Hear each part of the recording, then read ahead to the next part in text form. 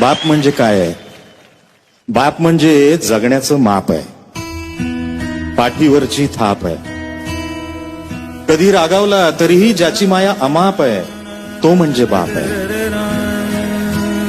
बाप म्हणजे ध्येयाकडे नेणारी शिडी आहे, संकटातून पार करणारी होडी आहे. जो कधीही तिखट वागला तरीही आयुष्यभराची गोडी आहे. बाप म्हणजे शिस्तबद्ध धाक आहे. बाप म्हणजे शिस्तबद्ध धाक आहे. जगणं आपोआप आहे. आयुष्याच्या समुद्रात दीपस्तंभाची झाक आहे. तो म्हणजे बाप आहे.